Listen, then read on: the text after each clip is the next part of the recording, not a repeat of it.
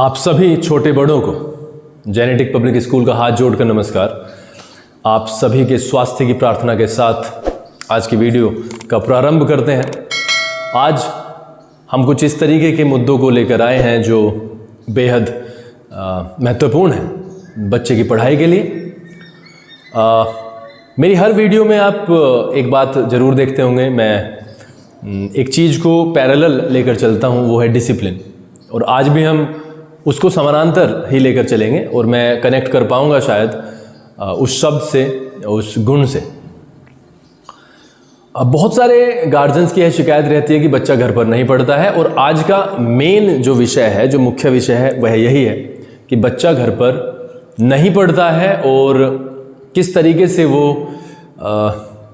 अपनी जो परफॉर्मेंस है उसको दे सकता है। देखिए, सबसे पहले तो हम इस विचार को आपके सामने रखना चाहेंगे कि बच्चे का घर पर पढ़ना बहुत आवश्यक है।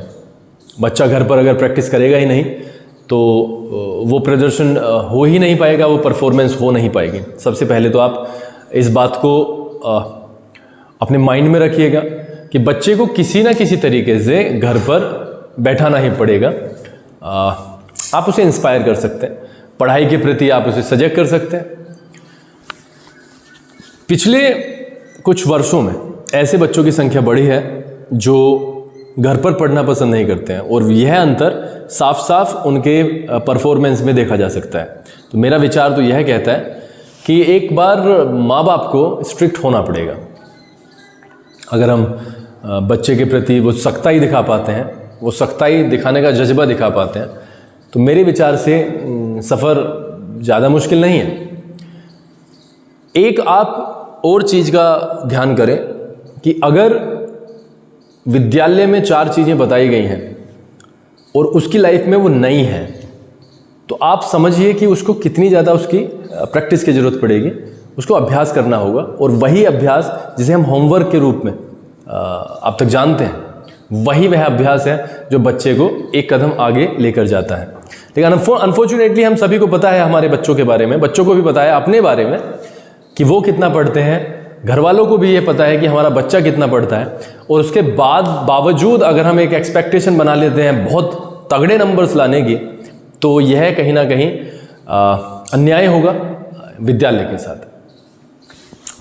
हमें इस बात का ज्ञान होना चाहिए कि अगर 5 बच्चे हैं क्लास में और 5 में से 4 पढ़ नहीं रहे हैं और एक बच्चा बहुत खूबसूरती के साथ मेहनत कर रहा है, तो वो अंतर तो दिखेगा आपको, बिल्कुल परफॉर्मेंस में भी दिखेगा, उसके बोलचाल में दिखेगा, उसके सेल्फ कॉन्फिडेंस में दिखेगा, और अंततः उसके परिणाम में भी दिखेगा।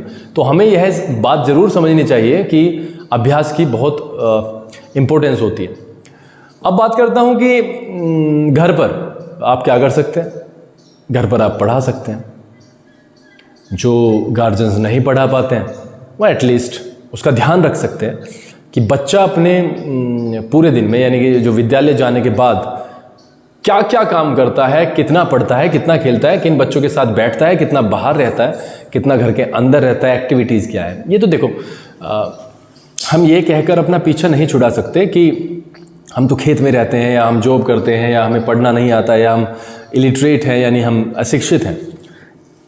ये बहानेबाजी तो अब शायद, क्योंकि आज का समय ही ऐसा है, जब तक मम्मी पापा, मदर फादर उसके अवेयर नहीं है, मेरे विचार से बहुत सारी कठिनाइयों का सामना बच्चे को भी करना पड़ेगा, और आगे उनकी लाइफ में भी परेशानियां उनका इंतज़ार कर ही रही हैं। कैसे एक टाइम टेबल को हम जीवंत बना सकते हैं इफ़ेक्टिवली। अगर किसी चीज़ को भी अप्लाई करना है तो आपको इंस्पिरेशन तो देनी ही होगी। बहुत सारे ऐसे एग्जाम्पल्स हैं जो हमें लगातार प्रेरित करते हैं आगे बढ़ते रहने के लिए। उन एग्जाम्पल्स को हम अपने लाइफ में एक हिस्सा दे सकते हैं, अपने बच्चे को उनके बारे में बता करके एक प्रेरणा दे सकते हैं, और वही प्रेरणा उनके जीवन में काम आएगी। पैसे का योगदान हमारे जीवन में बहुत महत्वपूर्ण है। शिक्षा ही वह गुण है जो पैसे में आपकी हेल्प करती है। नौकरी आपको प्राप्त होगी तो शिक्षा से होगी। मेरे विचार से शिक्षा आपको सावधान करती है, शिक्षा आपको जीवन जीने का तरीका बताती है, और अंततः आपको पैसे भी देती है। तो मेरा आपसे यही रिक्वेस्ट है कि आप अनुशासन को अपना वेपन बनाइए, शस्त्र बनाइए, और अगर अनुशासन हमारे जीवन में है तो बहुत सारी चीज़ों का निवारण हो सकता है।